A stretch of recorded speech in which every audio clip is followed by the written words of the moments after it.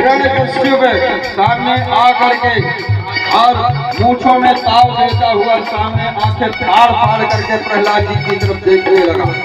लेकिन प्रहलाद जी घबराए नहीं, भला प्रहलाद जी बड़े भाव के साथ कीर्तन करते जा रहे हैं। मूर्ख है कि मेरी बातों पर थोड़ा भी भय नहीं लग रहा है। हे दुर्विनीत मंदात्मा कुल भेद कराधम, हे दुर्विनीत, हे मंदात्मा, हे कुल भेदन, मैं तुझे कब से समझा रहा हूँ लेकिन तुझे थोड़ा भी भय नजर नहीं आ रहा है। तुझे तो देख करके मुझे हंसी आ रही है और जोर से पुनः ठहाका लगा करके हंसना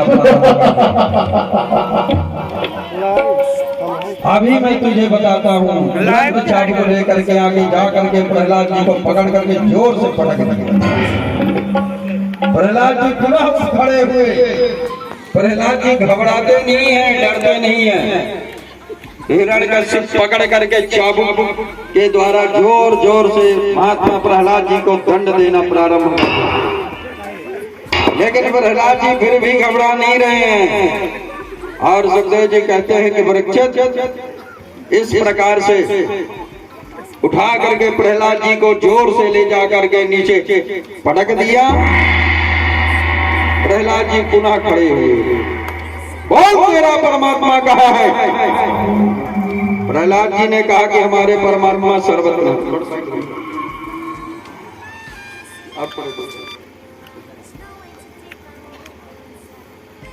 सुखदेव जी कहते हैं कि परीक्षित, इस प्रकार से महात्मा प्रहलाद जी जब किसी भी प्रकार से भयभीत नहीं हो रहे हैं तो हिरण्यकश्यप ने कहा कि कासो यदि सर्वत्र अकस्मात स्तंभे न दृश्यते। जब तेरे प्रभु हर जगह हैं तो इस खंभे में क्यों नहीं दिखाई दे रहे हैं? तो प्रहलाद जी ने कहा कि मया तो दृश्यते, हमारे प्रभु इस खंभे में भी हमें दिखाई दे रहे हैं।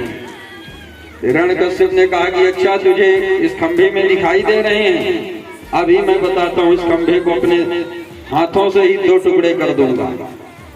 जैसे ही खड़ग लेकर के आगे जा करके भाजता हुआ जा करके जोर से अट्टहास किया, खंभे को फाड़ करके भगवान जी प्रकट हो गए।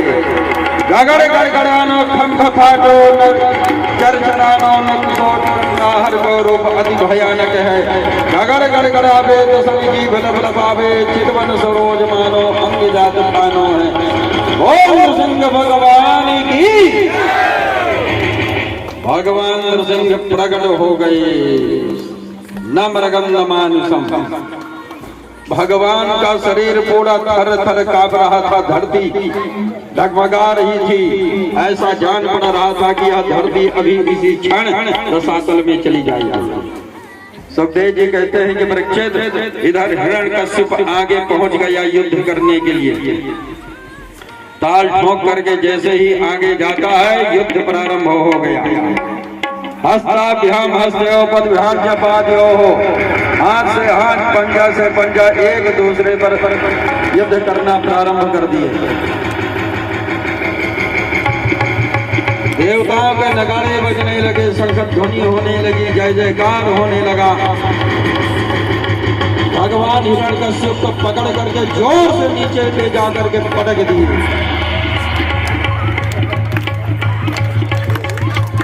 ये माता, थोड़ा सा आप लोग और पीछे रहो, कहीं ऐसा ना हो कि फिर गोविंदा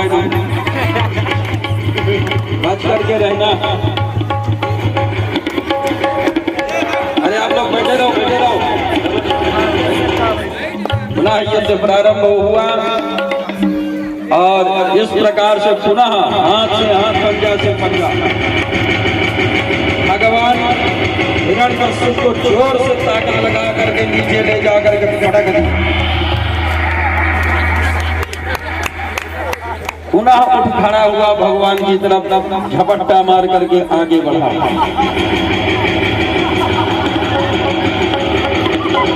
उछल उछल करके युद्ध करने लगा।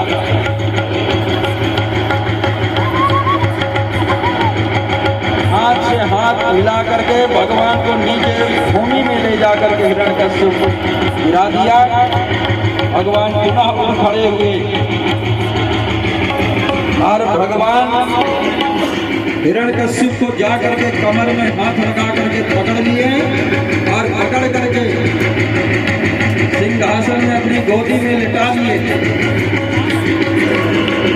लिटा करके अपने पेट में नाखून पकड़ करके फाड़ दिए, नीचे ले जा करके पटक दिए। बोल भक्तवत्सल भगवान की। मर गया, भगवान ने मार दिया। अब आइए वही चार लोग आओ, एक एक हाथ एक एक पैर पकड़ करके उधर लेकर के जाइए। चार लोग आ जाओ।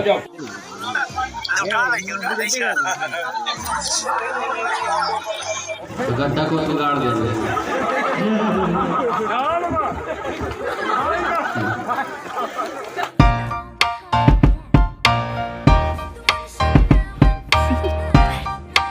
Do you want to know?